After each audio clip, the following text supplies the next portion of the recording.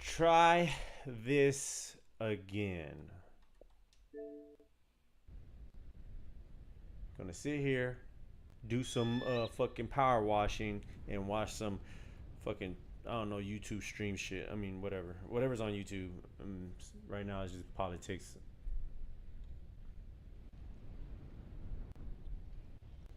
Okay, where's it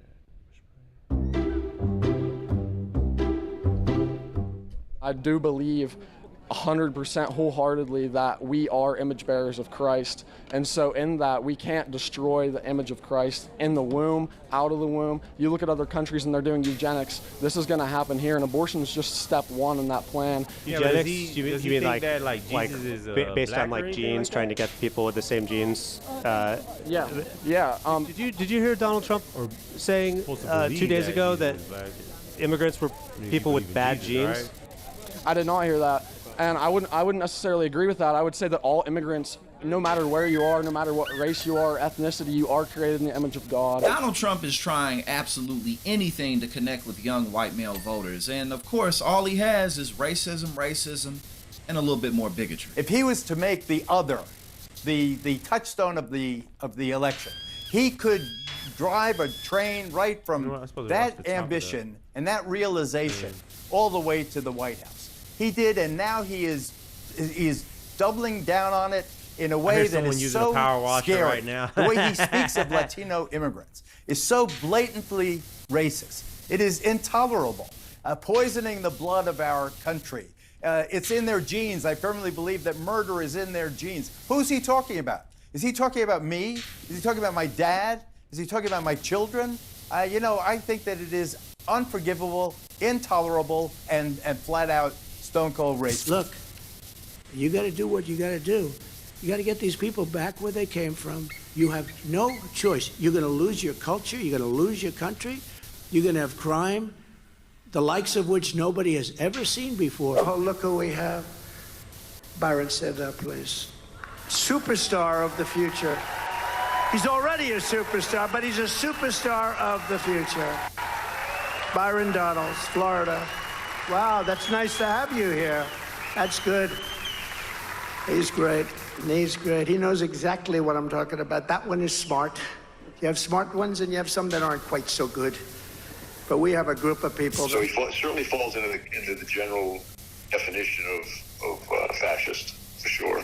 Kelly describing how Trump would praise Nazi leader Adolf Hitler, who orchestrated the systematic murder of 6 million Jews and caused World War II. He commented more than once that, that Hitler did some good things too. Kelly's on-the-record first-hand account, following similar reporting in The Atlantic, including a private conversation at the White House, where, according to Kelly, Trump asked why his generals couldn't be more like Hitler's generals. Well, I tell him that. I said,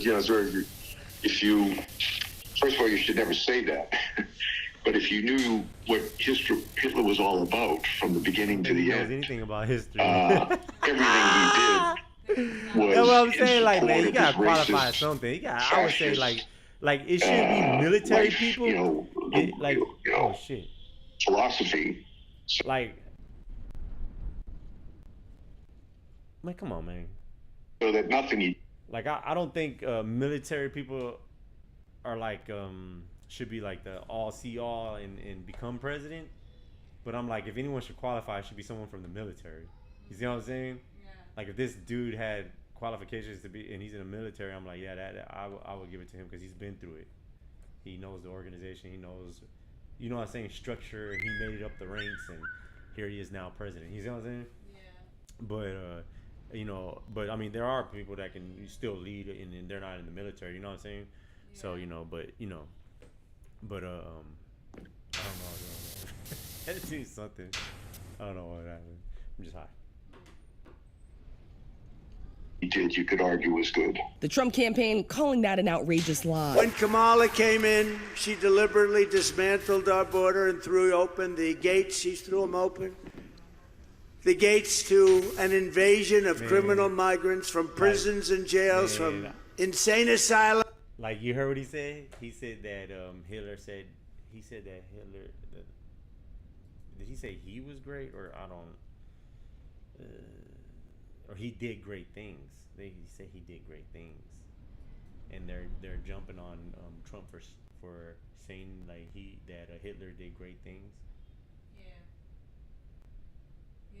Is that what's happening? No, but they're just saying that's what Trump said, and I'm like, but y'all took some of the science stuff that he had orchestrated in his side of the business over there, all that the rockets. I'm gonna say too. I think it Like was it's less of don't do bad things and more of yeah, just but it's like Trump saying what I mean, you would want that you would say, because look what he did. And like he had so much different technology that the United States took that shit and they're using it to this day. So it's contribute to what he did. Yeah. So it's like you see what I'm saying? By y'all standards. By our standards. I mean, I understand what the problem is. like, come on, I don't see what the problem is, like what he said, but I wouldn't say that. Yeah. But hey, whatever. Yeah. Was all about from the beginning to the end. Everything he did was in support of his racist, fascist life,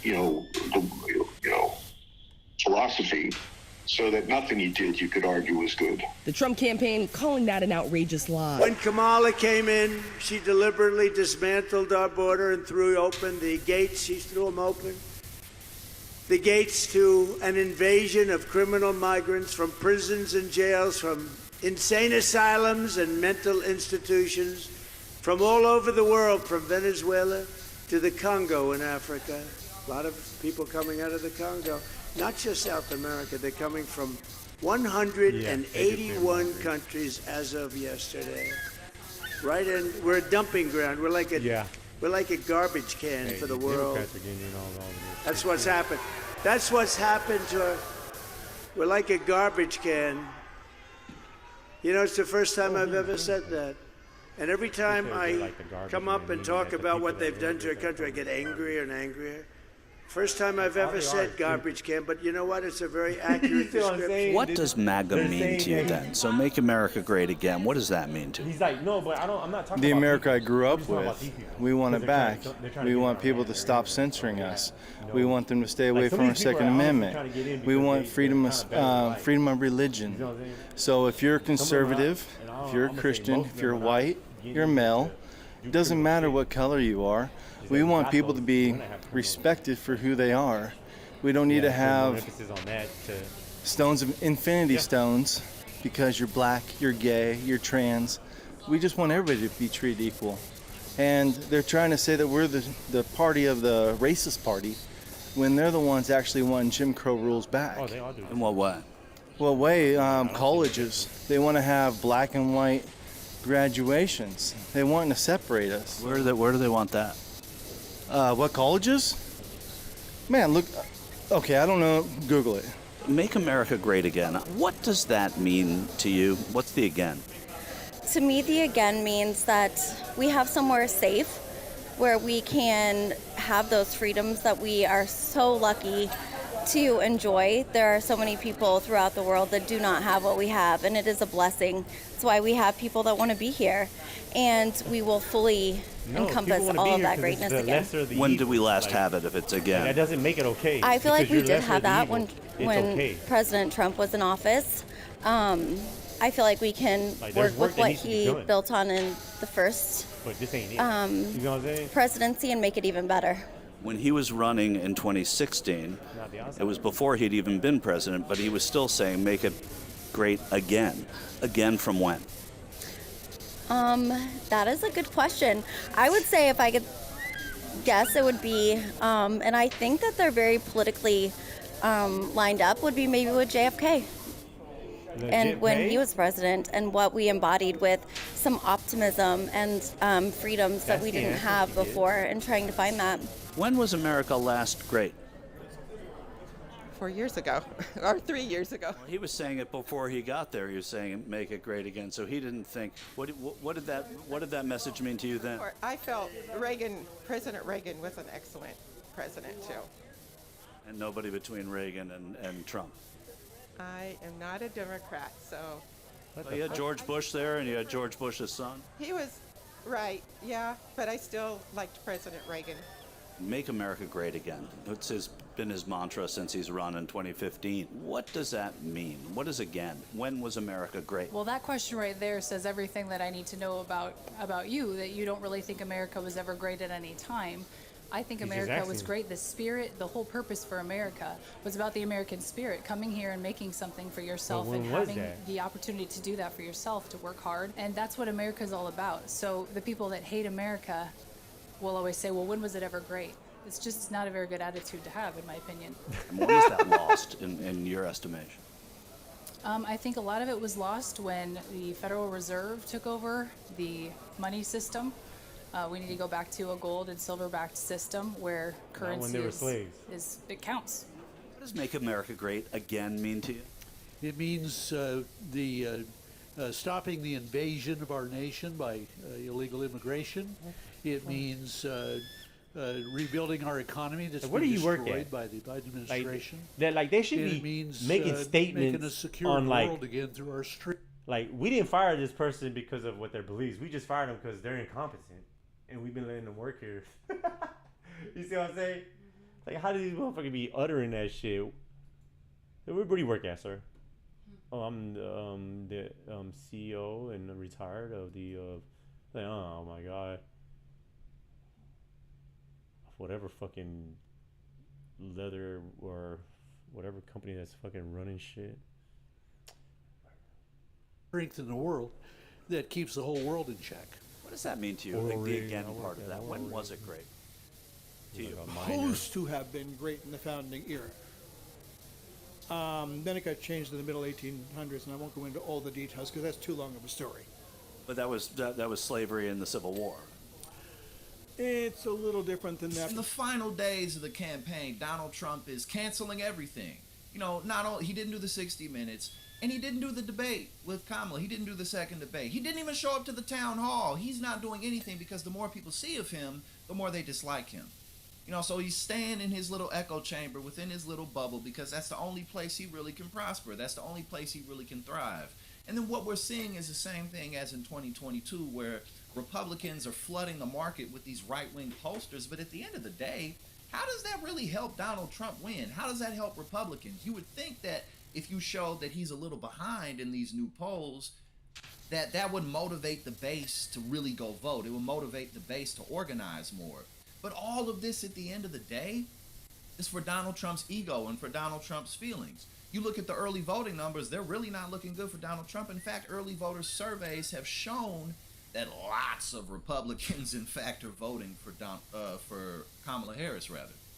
I mean, obviously, they're still voting for Trump. So where but are they he has at? lost a lot of Republicans, and he doesn't have the independents now. So I don't really see how this is helping him, but at the end of the day, it's looking good. All y'all got to do is get out there and vote if you haven't already.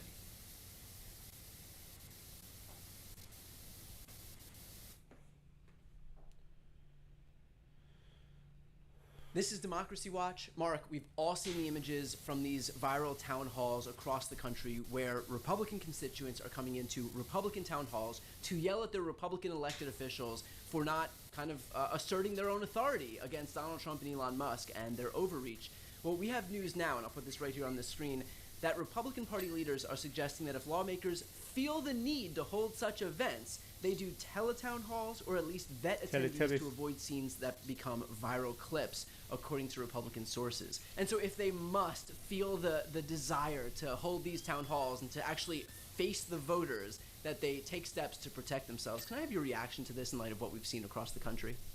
I mean, this is more of the same cowardice that we see from Republicans day in and day out. You know, there's a part of me that thinks that their strategy is if you don't like the weather, like don't turn on the Weather Channel, right? Like act as if it's not happening, right? The problem that Republicans have right now is not the mode of communicating with their voters.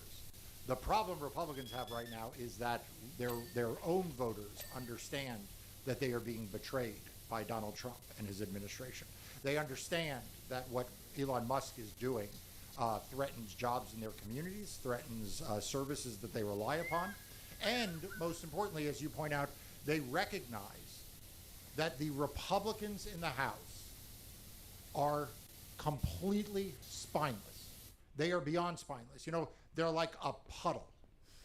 You know, they're like they don't even have form. They're just like some liquid on the floor that Donald Trump can step in, and maybe his shoe gets a little wet, but then he just walks on by. I made the analogy the other day on one of my videos that these people are so spineless, it's the equivalent of a baby deer in the middle of a 6-lane highway. That is giving them, you know, baby deer at least have little like bit more bone courageous. structure. Like they have bone structure. They're able to propel themselves on their own.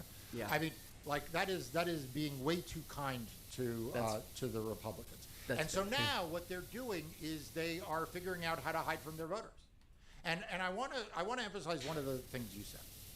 These are not just Republicans in swing districts, right? This is not like Republicans in a, you know, who like Brian Fitzpatrick, who has a very swing district, who is, you know, worried about that. These are Republicans in solidly Republican districts being confronted by Republican voters.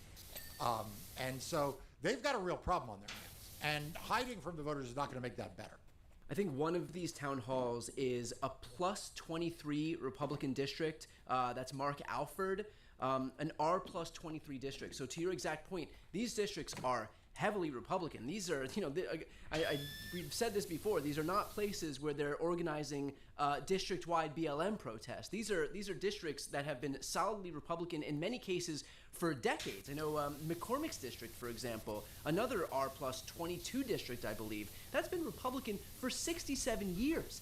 And yet these people are coming out to push back. And if I had to equate this to anything, it looks a hell of a lot like what we saw in 2018, where Republicans were trying to strip away the ACA, and we saw, even in these red districts, these voters come out and start to begin pushing back on their Republican officials who decided that they would operate independent of what their voters actually wanted. Yeah, and this is actually, I think, quite a bit worse. First of all, because, you know, we are in presumably the honeymoon period of the Trump administration, right? Like, this is the period of time when presidents are usually super popular and their agenda is the most popular thing. Like, this is the give away the goodies part of the program. So are you suggesting that trying to cut Medicaid, which has over 85% support in the United States, is not? That's probably what he was about to say, though. Give you that booties. He's supposed to be in those strips. We over here fucking doing this bullshit. And, you know, in this sense, it is kind of bring it it back to the good old days. The voters understand the truth. Fucking people over. Like, there's not like a sales all them job. old scams It's not like the used to voters do. don't Nobody know got caught for what cutting Medicaid would mean pyramid for them schemes when it and worked. their communities. It's not like this can be spun. This The is good old wildly days. unpopular. And Donald Trump has set up a dynamic to make actually Congress the bad guys. Like, the Republicans here have actually been set up by their own president, because Donald Trump continues to say, I'm not in favor of cutting Medicaid.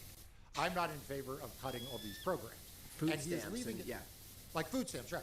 And so he is leading the Republicans to be the bad guys when these budget proposals are being put forward.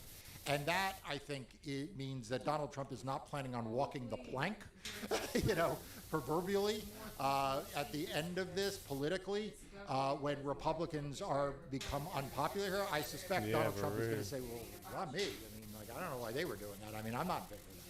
Well, I would push back on one thing, and that is this idea that they're not going to try to Whatever spin it, that because scheme already we've begun to see the sprouts of what they hope will germinate into their full-blown defense, and that is this idea that all of this is warranted, necessary, and justified because they're just rooting out fraud. And the agenda so of what we this know is, that they're going to try to cut $880 billion at least, and that's important too, because we know as part of the budget blueprint that it was at least $880 billion from the ENC committee. We know that it was at least $230 billion from the Ag committee, which of course oversees food stamps.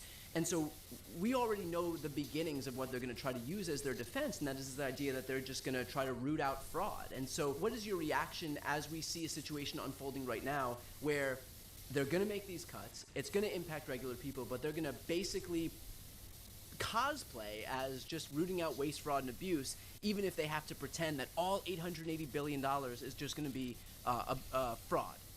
Yeah, again, this isn't going to work because it's going to impact real people. Correct. Like, this is the thing, is you can play the waste, fraud, and abuse game as long as you are not actually affecting services, right? So you can say, look, I'm going to cut taxes and it will be paid for with cutting waste, fraud, and abuse. Then you don't actually cut anything, the deficit goes up, and people sort of are theoretically impacted by that, but not practically impacted. Here, the problem is they're actually going to cut these programs. And cutting these programs will have real-world impact for their voters. In fact, what's ironic, Brian, and sadly ironic, I mean, I take no pleasure in this, but as you know, Brian, this is actually going to hurt Republican districts worse than it will hurt most Democratic districts. So, like, the people who are going to be hurt the most are the people in these districts, and they are not going to be able to spun out of believing that they have been hurt, when in fact they have been hurt.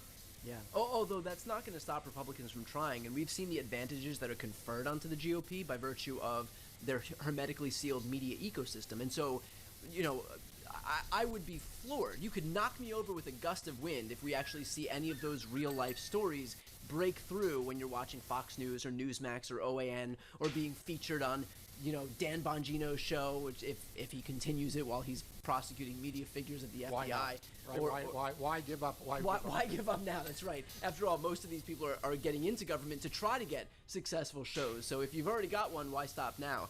But I would be floored if we see any of these actual stories actually break through on right-wing media. But it will break through in the rest of the media ecosystem, and it's going to be increasingly difficult to insulate this stuff. Medicaid impacts over 85 million people. Food stamps impact over 40 million people in this country. If you think that just by virtue of leaning on the insulation of right-wing media that you're going to be able to evade accountability for this stuff, I think Republicans are in for a rude awakening here. Yeah, and I want to add one thing to that. You know, you're kind of more of an expert in this than I am, but it's hard for me to know if the Republican members of Congress are playing dumb or they are dumb. I mean, one of the things is that they seem very surprised that they're being told that these cuts are real and that these things are taking place and that this is all. And what I can't tell is if that's because, like, it's not what they are hearing on Fox News. It's not what they are being told. Or whether they actually know better because, like, they're members of Congress and they actually should be knowing better because they have staff to tell them, and that it's all kind of the usual game of, oh, geez, I haven't heard that isn't true. Like, do you have a sense, are these congressmen completely out of touch, or is it just a cynical ploy? Cynical ploy to the nth degree. These people know full well exactly what they're doing, and they built it this way. So basically, the ploy that they're perpetuating here is that all of them are saying, well, this budget doesn't cut Medicaid, this budget doesn't cut food stamps. How dare, pull out the fainting couch. How dare anybody in the liberal media or on the left say that this is going to cut Medicaid and food stamps? That's not what I'm voting for. I would never. But they know full well that the budget blueprint actually seeks to eliminate that funding from the committees. So if you're taking $880 billion out of energy and commerce, for example, if you're taking $230 billion out of ag, the only mathematical way to eliminate that amount of funding is to cut Medicaid out of ENC, food stamps out of ag. That's the only way to do it. And so they have this layer of protection where they can say, well, I wouldn't put my name on anything that specifically cuts Medicaid. I wouldn't put my name on anything that specifically cuts food stamps, but I'm perfectly content to just mandate cuts to these certain committees where the only way they can actually enact those cuts is to cut the programs that they are pretending they wouldn't dare touch. And so it's just this cynical ploy. They all know full well exactly what they're doing. They're playing these gymnastics. The rubber's going to hit the road when, after this blueprint is done and they actually have to go through and make these cuts. That's going to be the difficult part, because now that they've passed this budget resolution blueprint by a vote of 217 to 215, the next part is actually going to be to go through in each of these committees and say, okay, here's where the $880 billion is going to be cut from ENC. Here's where $230 billion is cut from ag. Right, and that's why I said I think that this is where Trump is setting them up. Because Trump is not, at the end of the day, going to be like, yes, I agreed to cut Medicaid. He is going to say... This is the budget they sent me. Correct, and he's going to say Congress did it. That's 100% right. In fact, he will say Congress did it and I made it better. It would have been worse. I used my power to protect people, and he's not going to stand by this and say that it was his doing or his OMB's doing or his ag department's doing or Kennedy's doing. He's gonna say, "Oh, that was just Congress." And as usual, the Republicans in Congress will be a total doormat. They will just, they'll just take it because, like I said, they're just kind of a puddle. One thing that I think is especially insidious in all of this is that they're targeting Medicaid, but they're not expressly, or at least right now, targeting Medicare. And I think that the reason that they're doing that is because they know that folks who are recipients of Medicare are a voting bloc that votes consistently, that has a lot of political power. The voting bloc that are recipients of Medicaid, we're talking about disabled folks, we're talking about children, tens of millions of people, kids in the Children's Health Insurance Program. Even in food stamps, there's 40 some odd million Americans that receive food stamps. This is not a reliable voting bloc. These are not folks who have or exercise a ton of political power. And so they had their goal of trying to strip away healthcare or lifelines that folks need because they need to find some way to even moderately offset what they're going to need for tax cuts for millionaires and billionaires. And so knowing that they wanted to do that, they had to do it with the least political consequences for themselves. And so they found the most vulnerable Americans who rely on food stamps and Medicaid to be able to survive. And they said, well, we know that we're not really going to get punished as much as we would if we targeted, overtly targeted Social Security or Medicare, but we can get by slashing benefits for food stamps and Medicaid because those people don't exert as much political power as the other groups do. Right. Setting aside the complete immorality of that, like setting aside the absolute heartlessness of that, it's not going to work, at least not for the House. Like here's the thing: is like that is a very Machiavellian, very more amoral, immoral strategy if you are running for president. Maybe even in some Senate races that will work, but in these House districts in midterm elections, where you have a House that is currently divided by a single seat, right? Like it is enough of a constituency. It is enough to switch enough momentum in enough races to flip control of the House. There are some of these districts that are repped by Republican members of Congress who have as much as a quarter to a third of Medicaid recipients. Right. So it is a insane thing for the House Republicans to be going along with. Like even just for their own narrow interest. It may be, that it isn't enough to affect, like I said, who wins the presidency, electoral college, or even control of the Senate. Though I think there are other problems Republicans have in the Senate. But when you look at how close the House is divided and where these recipients fall, boy, I mean, it's almost like they're just like, okay, like if Donald Trump wants us to give up control of the House. Sure, I thought that was like a 17-year-old, like a young dude talking and shit. That was a grown-ass man talking. Political lens. It is through what that was like a dude from college or some shit. To bring us back to where we started, these folks are hiding from their constituents. They are hiding from the people who they were sent to Washington, D.C. to represent. They are hiding. He got a beard, but who are the most sound like he got his. Who rely on these programs, and who, as you point out, these elected officials know they are screwing over. Puberty. He sounds like he hasn't hit puberty yet. Because they are so spineless, they are such cowards that they do whatever they have to please Donald Trump. Right, to their own detriment at the end of the day. Well, look, that spinelessness stands in stark contrast to the fearless journalism that you and your team are doing at Democracy Docket. Highly recommend for anybody watching right now, if you want to support good, strong, independent media and also support Mark and his team for all the work that they do to protect democracy across the country, please sign up for Democracy Docket. I'll put the link right here on the screen and also in the post description of this video. It's an amazing resource that I use on a daily basis, and you will not regret it.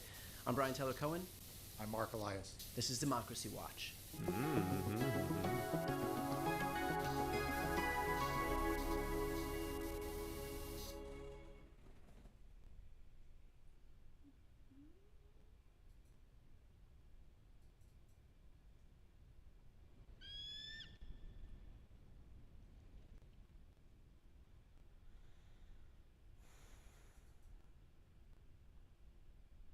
A part parliamentary petition out of Canada now has 250,000 signatures on it. The Canadian people would like to revoke Elon Musk's Canadian citizenship, because I guess everyone hates Elon. What? You can't blame the Canadians for being mad at Elon or even feeling betrayed for him, though. First of all, he set up all of his businesses in the United States, not Canada. That's insulting. But he also chose to ingratiate himself with the U.S. president and move into the U.S. government, the same president and government that is now planning to levy a 25% tariff on Canada.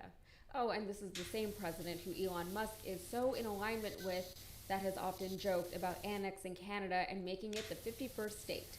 Some find his so-called jokes less funny than others, and among those, I would imagine, would be the Canadians. This guy controls a media platform that could influence Canada's election, that he has shown a willingness to support far-right parties, that he's already interfered in Canada's political scene, supporting Pierre Poilievre, the MAGA Maple guy.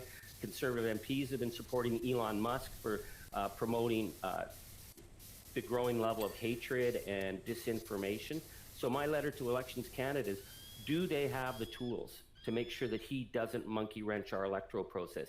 One of those tools would be ensuring algorithmic transparency during the writ period so we can see whether he's putting his finger on the scale. Now, if Elon Musk actually does get his Canadian citizenship revoked, he will be fine. He still has citizenship in the United States and in South Africa.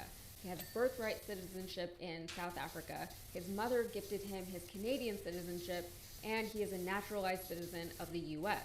Really, he doesn't need his Canadian citizenship, and he doesn't even seem to want it. In response to the petition, Elon tweeted, "Canada is not a real country." I don't even know what that means. Perhaps it's too genius or too meme for me to understand, but it just sounds like a nonsense thing to say in response to someone hurting your feelings. It would have been better and easier for him to have just not said anything at all, even though that's kind of what he did. He didn't say much of anything with that statement. So the petition, it says that Elon Musk has used his wealth and power to influence our elections. He has now become a member of a foreign government that is attempting to erase Canadian sovereignty. Prime Minister Justin Trudeau should revoke Elon Musk's dual citizenship status and revoke his Canadian passport effective immediately. So the petition process in Canada is such. First, it needs the support of at least 5 Canadians. It needs the authorization of a member of parliament. In this case, it is Charlie Angus of the left-wing New Democratic Party, and it needs an initial review. Then it can start to collect signatures. This petition is open until June 20th of this year, at which point the clerk of petitions will certify that at least 500 of its signatures are legitimate. If that is found to be the case, then the petition will be presented at the next session of Parliament for debate. Unfortunately, for those 250,000 plus people who have already signed this petition, it is unlikely that any of it will result in the actual revocation of Elon's Canadian citizenship. Canadian laws simply do not allow for it, except in cases where the citizenship is obtained through means of fraud or misrepresentation. As I mentioned, Elon got his citizenship through his mother, who was born in Canada, so no fraud, no misrepresentation. Qualia Reed, a sci-fi author and the author of this petition, said of the virality of the petition, "To be clear, this action I started, and all of you are spreading and growing, isn't about personal attacks. It's about ensuring that those who influence global policies and industries know that the people are not okay with their lack of ethical responsibility." So it's clear that they knew all along that this was unlikely to result in any kind of meaningful action against Elon, at least not the action that they're demanding in the petition. But this was more of an exercise of free speech. People are speaking out against the actions of powerful global figures. People are tired of being pawns in these games that none of us even wanted to play. And these frustrations need to be acknowledged and heard in a way that is both serious and contemplative. In this case, Elon Musk and everything he entails and represents will likely be discussed and debated in Canadian Parliament within a few months, if that isn't already happening. The Canadian Parliament will be forced to consider the fears and frustration of the Canadian people officially and on the record. Perhaps at that point something will come from it, but what, we don't know. So what happens when a nation doesn't want to claim you? Does that make you a refugee of sorts? Not quite. You're only a refugee if you're poor, right? Or if your homeland has been destroyed because of geopolitical machinations entirely beyond your control. You can't be a billionaire refugee, especially if you're a billionaire with 2 other passports to fall back on. And if Elon really wants to, he can just go live on a yacht somewhere in the middle of the ocean, somewhere where no one can find him unless he wants to be found. Being unpopular or being unliked is not the same thing as being oppressed. Not that anyone reasonable is claiming that Elon is oppressed, and living on a yacht is not the same thing as being homeless or displaced. Of course, he's not a normal person by any stretch of the word, so why would anyone expect his national or governmental allegiance to resemble any sort of normalcy? I feel like this is a difficult concept for some people to grasp. I certainly struggle to wrap my head around it sometimes, but it's the idea that the more you elevate in society, the smaller your circles get. When you're at the level of Elon Musk, world leaders are just people to you. They're not untouchable in the way most people perceive them to be. They're not special or genius or whatever the rest of us have to believe they are so that we can feel better about ourselves. They're just people who either applied for a job that no one else wanted and got the job, or their life circumstances were such that they ended up in certain positions, whether by privilege or luck or both. Moreover, nations and their boundaries are essentially meaningless when you exist outside of or above their laws and regulations. With Elon's incredible wealth, there is little that any government or nation can do or can inflict upon him in the form of penalties or consequences that would actually cripple him. He is in many ways untouchable, and for that reason, he can call Canada not a real country on the social media platform that he purchased for way more money than he should have paid for it. All right, that's it for me. If you got anything out of this, please like the video and subscribe to the channel for more. Thanks.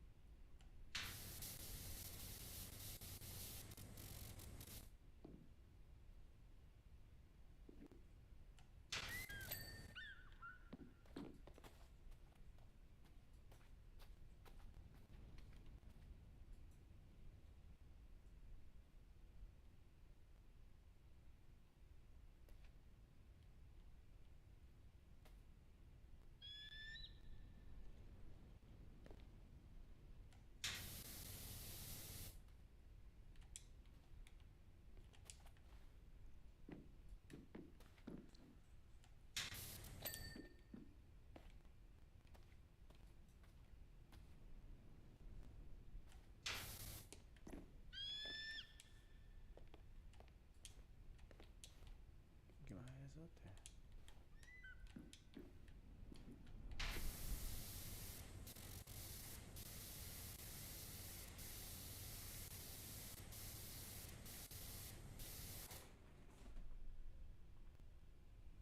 Now we've got the ranking member of the House Budget Committee, Congressman Brendan Boyle. Thank you so much for taking the time. Yeah, great to be back with you.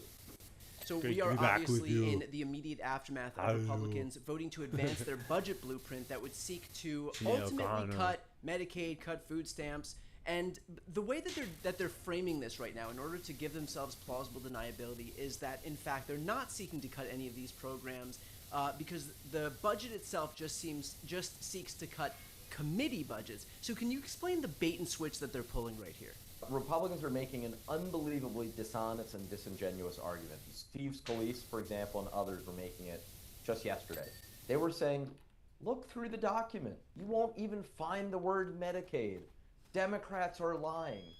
It is total BS, and here's why.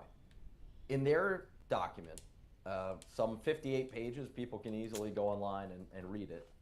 It has directions to each committee of jurisdiction, again, either to increase spending or, for most of them, decrease spending.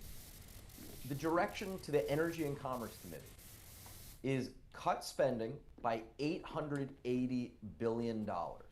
Now, what does Energy and Commerce have control over? Medicaid. What? Medicaid. And it has control over a few other things, but here's the thing.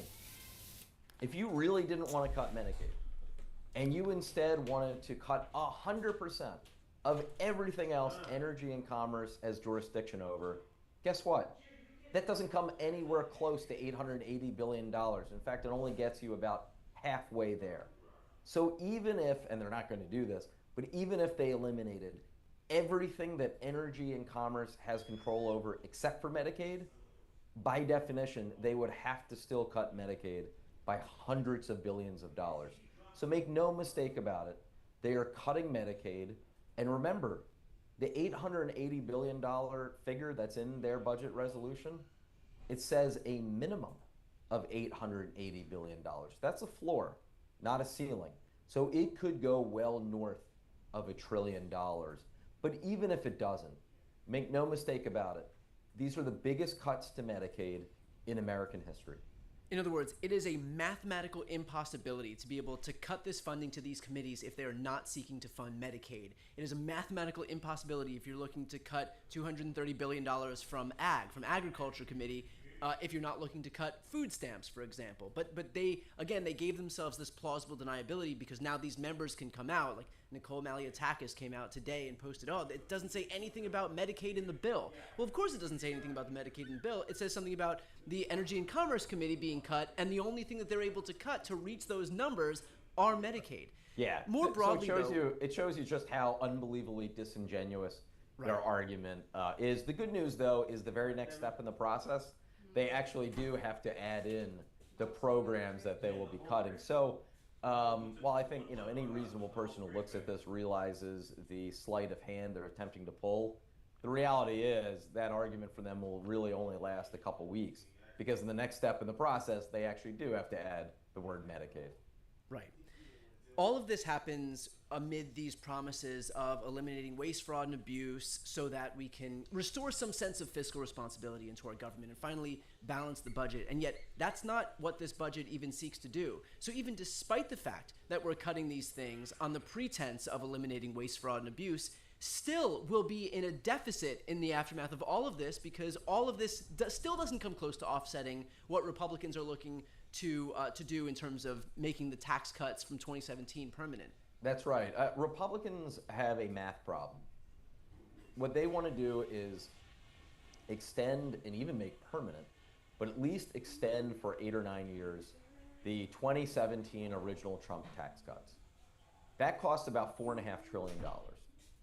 They also want to spend more on the border and on defense.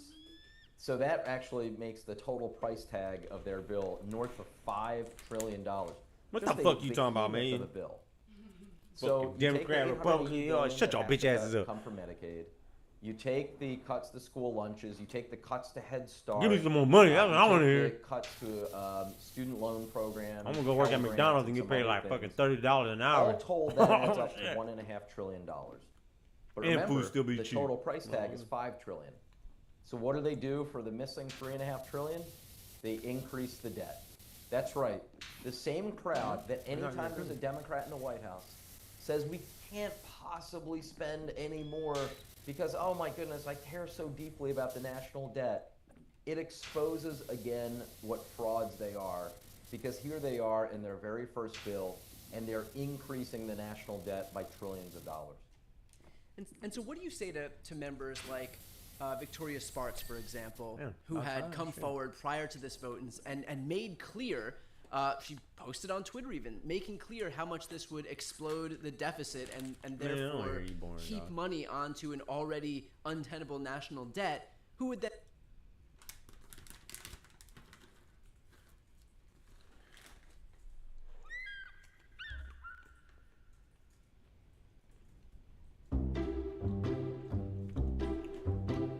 See what we got here.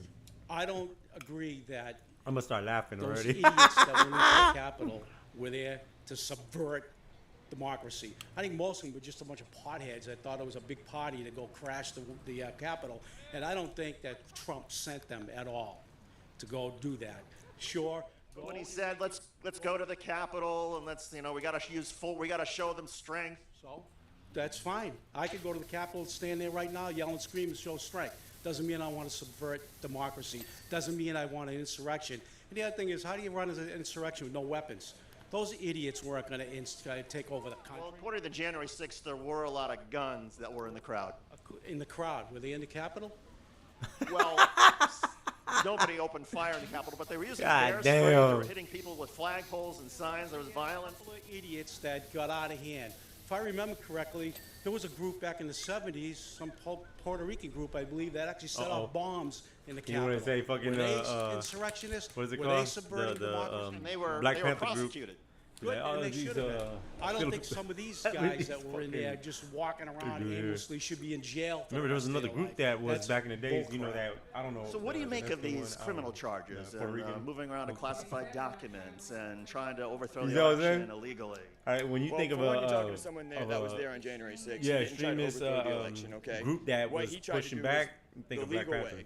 And what Yeah, actually bro, happened was fuck. the staged coup that took place on January That- 6th so that, they could take the Puerto electoral Rican, powers to actually I certify don't the know. election.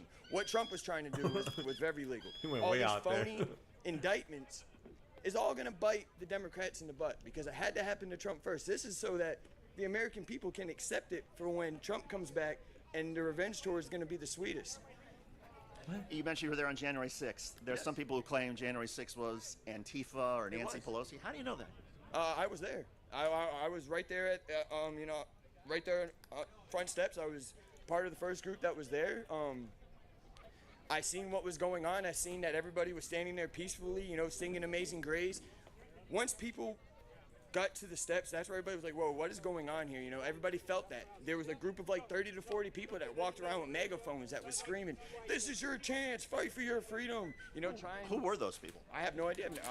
I only knew the 5 people I traveled down there with. Listen, if there's one thing that Trump supporters have brought to their adulthood from their childhoods is that stranger danger is a real thing. These people just don't trust strangers. The biggest problem, I guess the biggest problem right at this point to me would be all these people coming in across the border. What is the issue with the people coming across the border? Are you afraid of them? I don't know who they are. I don't know who they are, and now they keep showing that the ones that are coming are all the age of young men who could fight. So do we want an army against our army? So, but isn't there an effort underway to try to figure out who these people are? Yeah.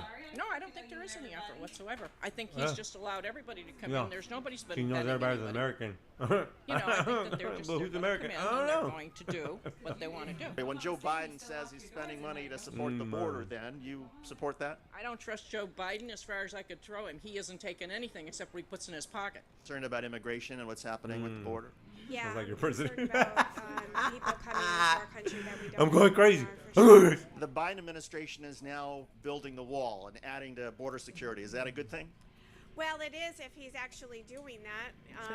I think that he could build part of a wall and, say that he built it, but I don't really trust the Biden administration. How Were come? you singing that?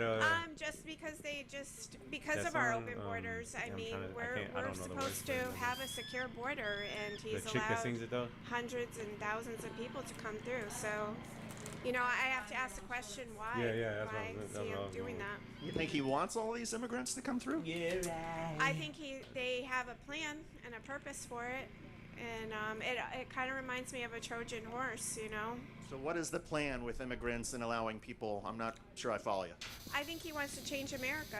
If he can change the people, the culture, he can change our country.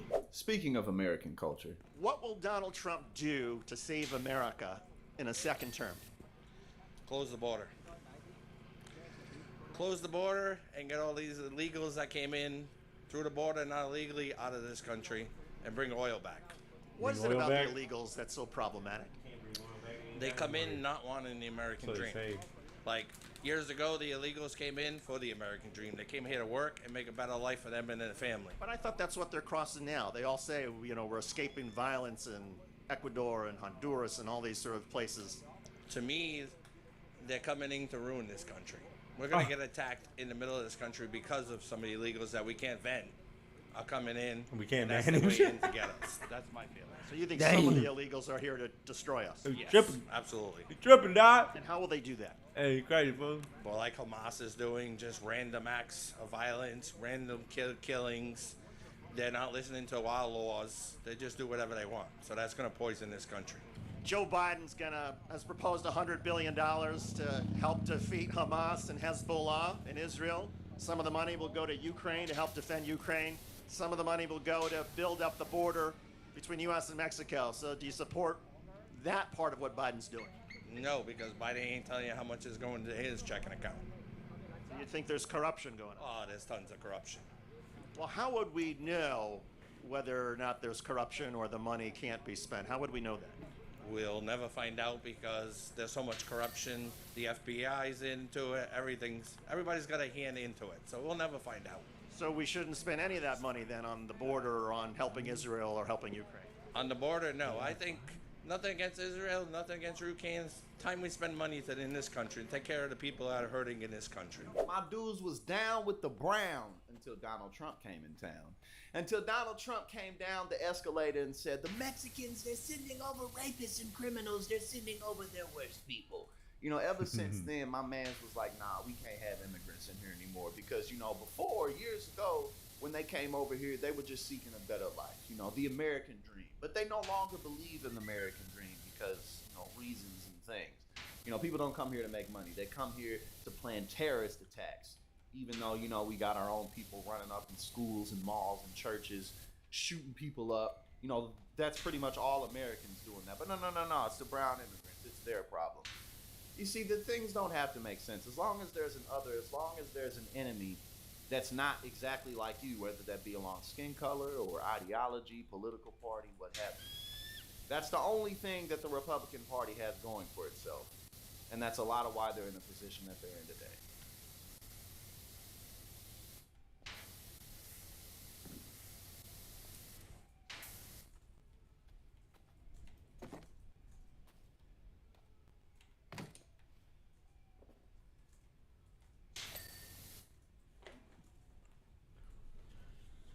Awesome.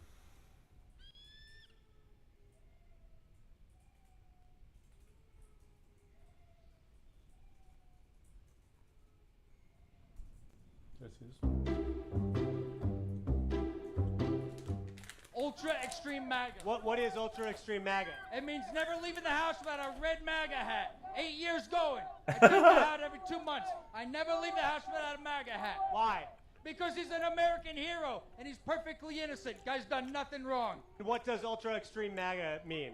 MAGA 24/7. We're not GOP. We're not Republicans. We're definitely not Democrats. Nowadays, you're either an American or a Democrat. Oh, he's but not there's even a no way to Republican. be He's a both. MAGA. So, is that an important part of your identity? This is America's identity. This is America's new identity, Ultra MAGA. No, I mean, for you personally, is it an important part of your identity? For the last 8 years, since the boss came down the escalator, I knew he was the one. He's the only one that could save America. Remember, you're either an American or a Democrat. There's no way to be both. But aren't a lot of Democrats Americans? Used to be. Back in the JFK era, sure. But literally, they are Americans. Yes. So this man here is at least able to admit that he's wrong, but, you know, too many of these people just seem too far gone. Can you believe that some of Trump's White House staff is now was saying that the election wasn't stolen? Did you see that? I didn't see that part, and I'm sorry. Do you think that those people should be in Trump's circle anymore at all? People that say the election was not stolen? They're being paid from someone. You think so? Absolutely. Who do you think is paying Ivanka Trump to say the election isn't stolen? Ivanka Trump said that the election wasn't stolen. Well, she's no longer really part of Trump. If he were to lose again, what would that mean for the country in your opinion?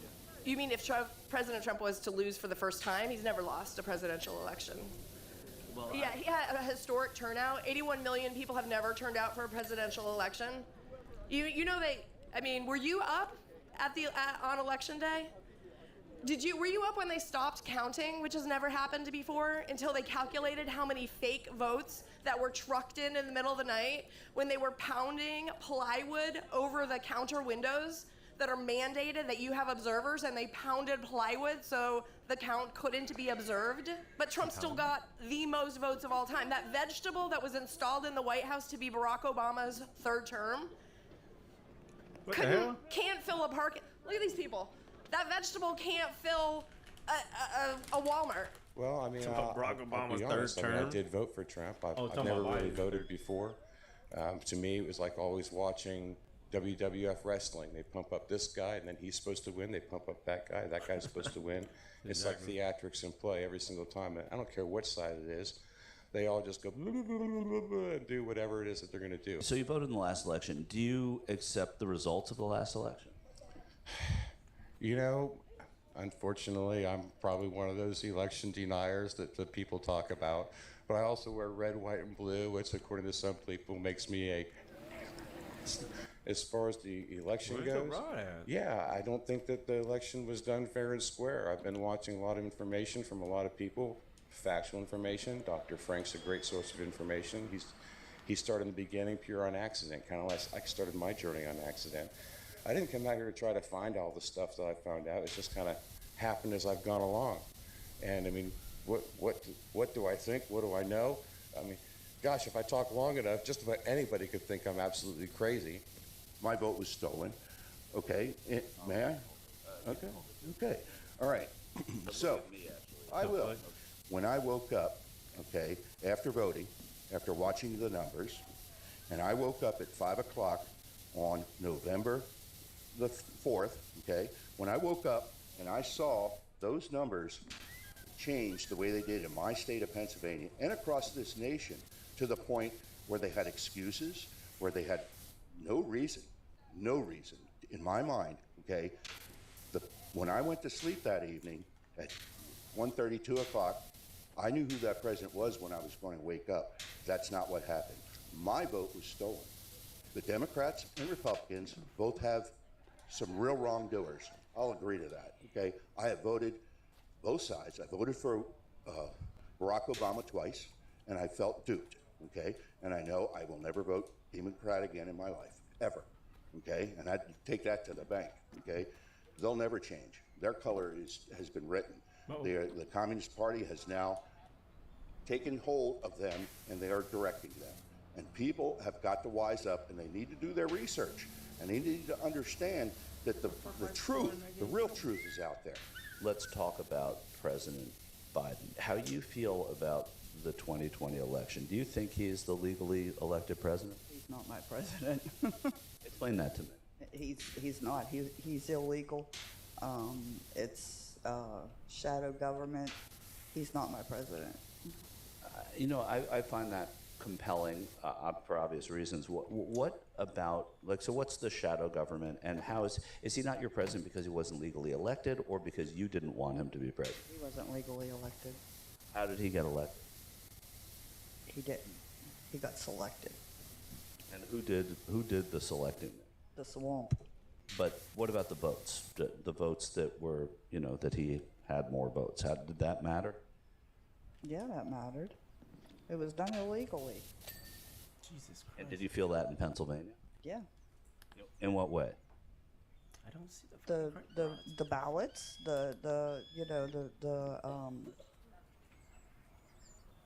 in the middle of the night, all that. Here somewhere. So you think that meant that he didn't really win because something happened in the middle of the night? Yeah, what do you think?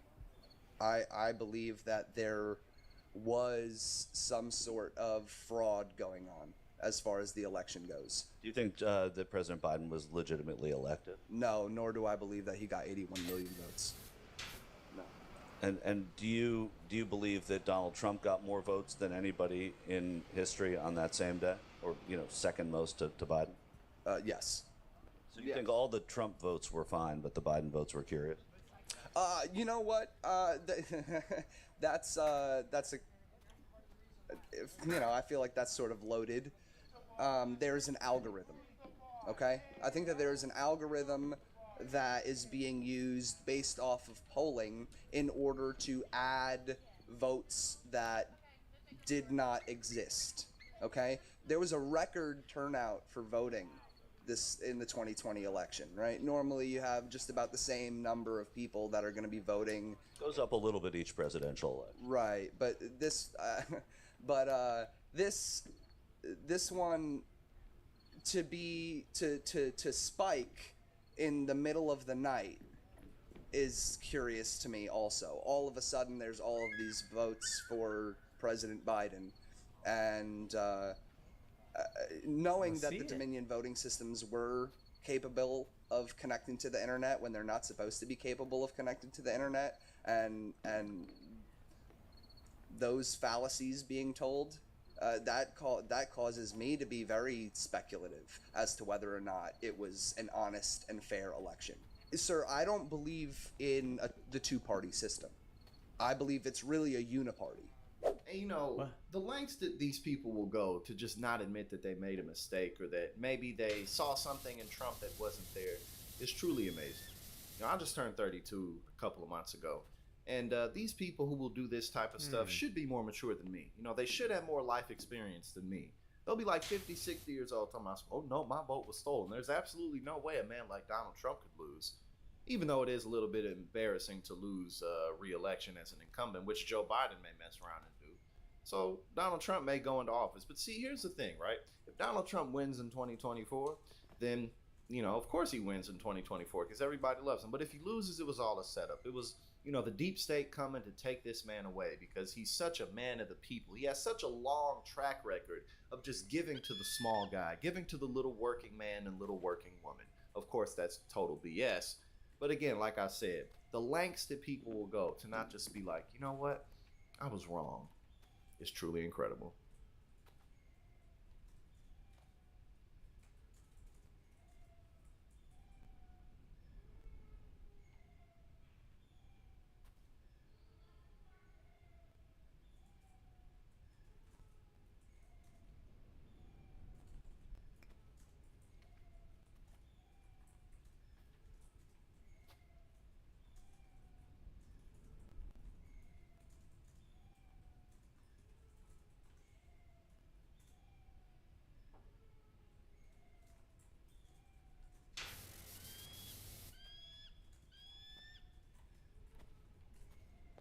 No, I see it.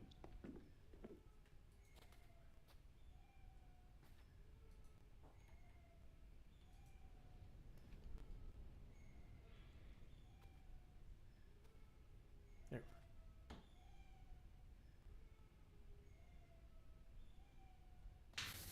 It's just this one, man. Why isn't it glowing?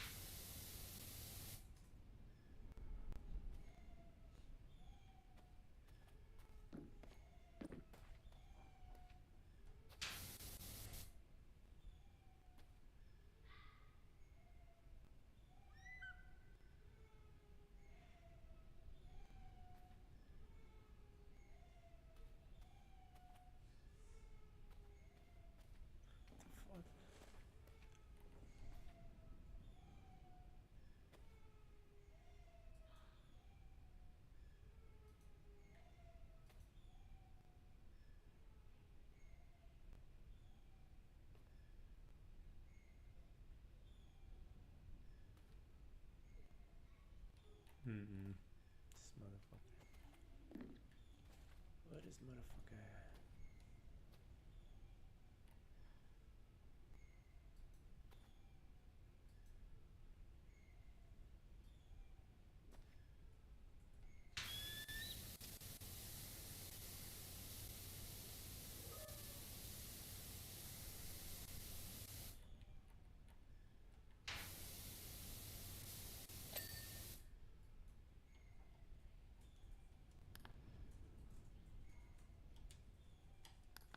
I've been looking for it. I don't see it, man.